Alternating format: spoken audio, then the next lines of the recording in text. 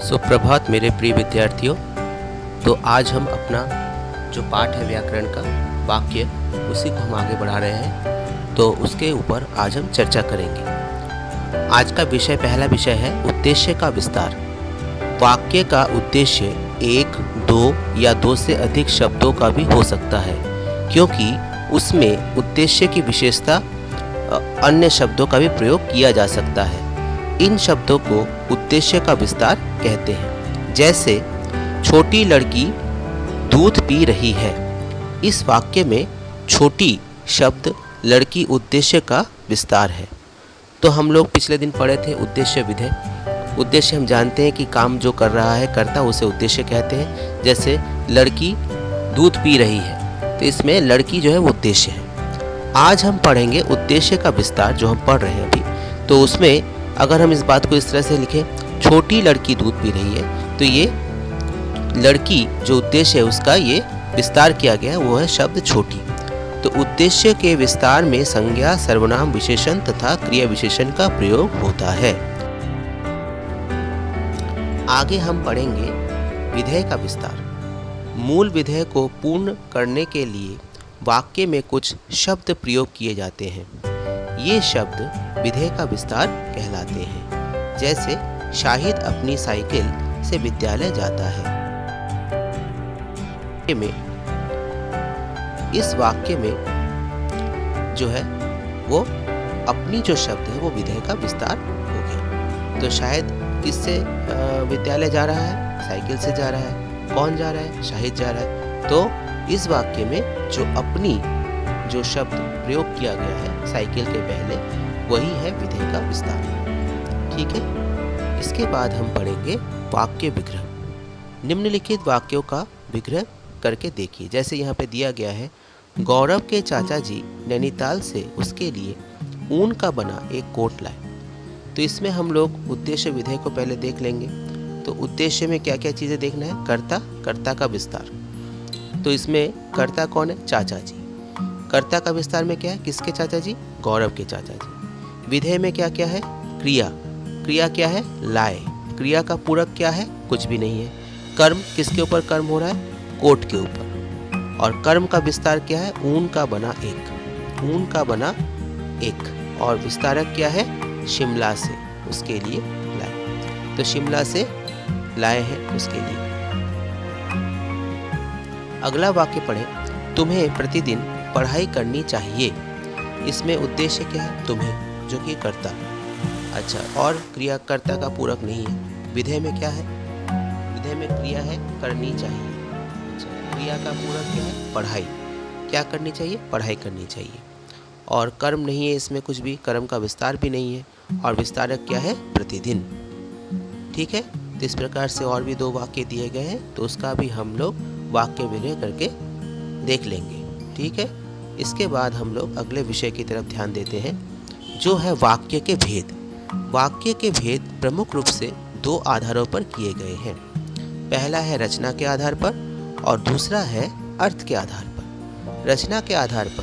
रचना के आधार पर वाक्य के तीन भेद बताए गए हैं: सरल वाक्य, संयुक्त वाक्य और मिश्रित वाक्य। अच्छा, सरल वाक्य किसे कहते हैं? जिस वाक्य में एक उद्देश्य और एक विधेय हो, वह सरल वाक्य या साधारण वाक्य कहलाते हैं। जैसे प्रियंका चोपड़ा सशक्त अभिनेत्री है। विराट कोहली अच्छी क्रिकेट खेलता है। तो इसमें एक उद्देश्य और एक ही विधेय दिया गया है। अगला भेद जो उसको पढ़ेंगे, जो है संयुक्त वाक्य। दो या दो से अधिक साधारण वाक्य जब समुच्चयबोधक पर, किंतु, परंतु, और, तथा, या आदि से जुड़े होते हैं तो संयुक्त वाक्य कहलाते हैं।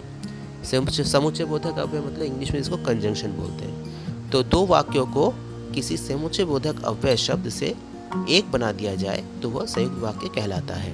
मैंने तुम्हारी बहुत प्रतीक्षा की पर तुम नहीं आई।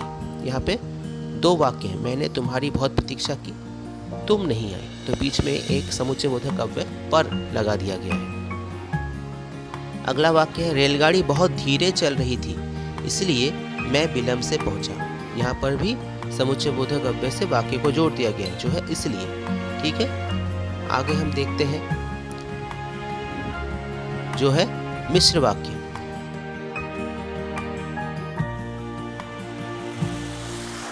जब किसी विषय पर पूरी तरह से विचार प्रकट करने के लिए कई साधारण वाक्यों को मिलाकर एक वाक्य की रचना की जाती है, तब ऐसे वाक्य को मिश्र वाक्य कहते हैं या मिश्रित वाक्य कहते हैं। इनमें एक वाक्य प्रधान होता है तथा अन्य वाक्य गौण या उस पर आश्रित होते हैं। जैसे मैं निश्चित रूप से कह सकता हूँ कि आज वह नहीं आएगा। ठीक है, ये एक वाक्य है। तो इसमें एक वाक्य प्रधान है और एक वाक्य आश्रित है, डिपेंडेंट है। मालूम होता है कि आज वर्षा होगी। जो परिश्रम करता है वह सफलता पाता है। तो देखो, इसको हम देख लेते हैं कि उपयुक्त उदाहरण में मुख्य तथा आश्रित उपवाक्य किस प्रकार से है, जो कि यहाँ पर दिया गया है। पहला है मुख्य उपवाक्य, वह सफलता पाता है। ठीक है, ये मुख्य उपवाक्य है। और आश्रित उपवाक्य क्या है? परिश्रम करता है। और योजक क्या है? जो कि इससे जोड़ा गया है। दूसरा वाक्य देखें, मैं निश्चित रूप से कह सकता हूँ, ये मुख्य उपवाक्य है। आश्रित उपवाक्य क्या है? वह आज नहीं आएगा। योजक क्या है? कि। तीसरा वाक्य देखें, मालूम होता है, यह मुख्य उपवाक्य। आज वर्षा होगी, आश्रित उपवाक्य। और योजक जो है वो है कि। मिश्र वाक्यों में दो या दो से अधिक वाक्य की, जो तथा अन्य समुच्चय बोधक द्वारा जुड़े रहते हैं। यह हमें ध्यान रखना है। वाक्य परिवर्तन। सरल वाक्य से संयुक्त वाक्य बनाना। सरल वाक्य से संयुक्त वाक्य बनाने के लिए उसे दो स्वतंत्र वाक्यों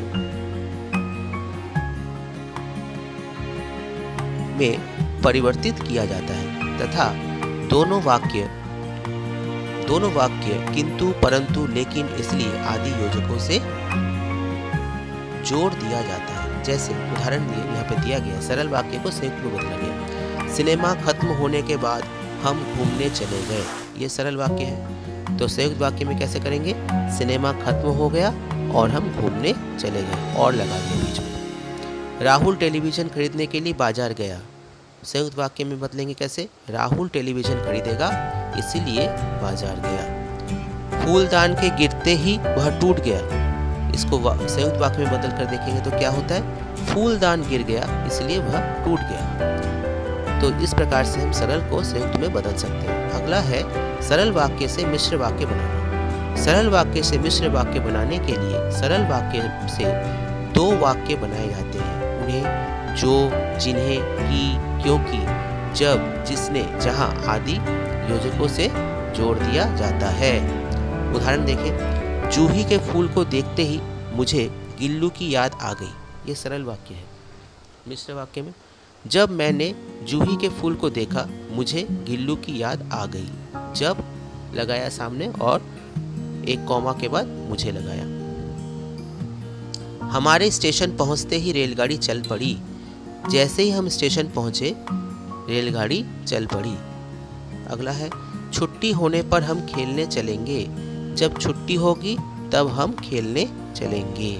इस प्रकार से हम सरल वाक्य को मिश्र वाक्य में बदल सकते हैं। अगला वाक्य परिवर्तन है संयुक्त वाक्य से मिश्र वाक्य में परिवर्तन करना। संयुक्त वाक्य से मिश्र वाक्य बनाने के लिए संयुक्त वाक्य के दोनों स्वतंत्र वाक्यों में एक वाक्य को प्रधान वाक्य तथा दूसरे को उस पर आश्रित वाक्य बना दिया जाता है। उदाहरण देखें, मैंने बटन दबाया और फ्रिज चलने लगा। जैसे ही मैंने बटन दबाया वैसे ही फ्रिज चलने लगा। यहाँ पर जैसे और वैसे लगाया है। कार के ब्रेक फेल हो गए और वह टकरा गई।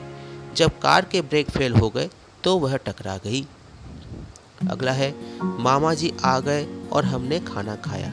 जब मामा जी आ गए तब हमने खाना खाया। तो इस प्रकार से हम संयुक्त वाक्य को मिश्र वाक्य में बदल सकते हैं। अगला है अर्थ के आधार पर। अर्थ के आधार पर वाक्य के निम्नलिखित भेद होते हैं, जो कि इस प्रकार से है। पहला है विधानवाचक, दूसरा है प्रश्नवाचक, तीसरा है आज्ञावाचक, चौथा है निषेधवाचक, पांचवा है संकेतवाचक, छठा है इच्छावाचक, सातवां है विस्मयादिवाचक और आठवां है संदेहवाचक।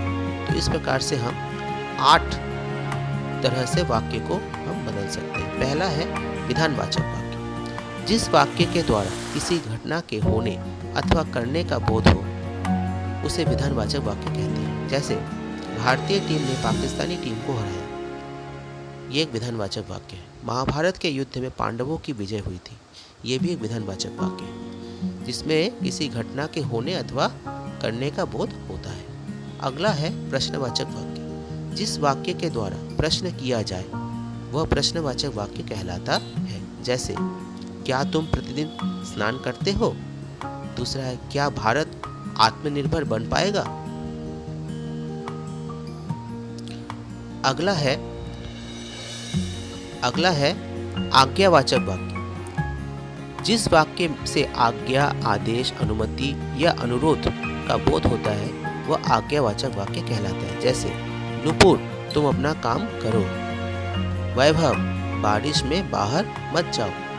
इसमें आज्ञा दिया गया है, आज्ञा, आदेश, अनुमति या अनुरोध। अगला है निषेधवाचक वाक्य। निषेधवाचक वाक्य जिस वाक्य से क्रिया के न करने का बोध हो वह निषेधात्मक वाक्य कहलाता है। जैसे सुरेश आज ऑफिस नहीं गया, सरदार वल्लभ भाई पटेल भारत के प्रधानमंत्री नहीं थे। अगला है संकेतवाचक वाक्य। जिस वाक्य के द्वारा अपेक्षा या संकेत प्रकट हो वह संकेतवाचक वाक्य कहलाता है। जैसे यदि तुम परिश्रम करते तो अवश्य सफल होते, यदि वर्षा होगी तो फसल अच्छी होगी। अगला है इच्छावाचक वाक्य। जिस वाक्य द्वारा इच्छा, आशा, शुभकामना अथवा आशीष प्रकट हो वह इच्छावाचक वाक्य कहलाता है। जैसे भगवान करे तुम सफल हो जाओ, आपकी यात्रा शुभ हो। अगला है विस्मयादिवाचक वाक्य। जिस वाक्य से आश्चर्य, हर्ष, क्रोध, घृणा आदि भाव प्रकट हो वह विस्मयादिवाचक वाक्य कहलाता है। जैसे अरे तुम अभी तक यहीं बैठे हो, बाप रे बाप कितना लंबा सांप। तो यह है विस्मयादिवाचक वाक्य। और आखिरी भेद है संदेहवाचक वाक्य। जिस वाक्य के द्वारा संदेह या संभावना प्रकट हो वह संदेहवाचक वाक्य कहलाता है।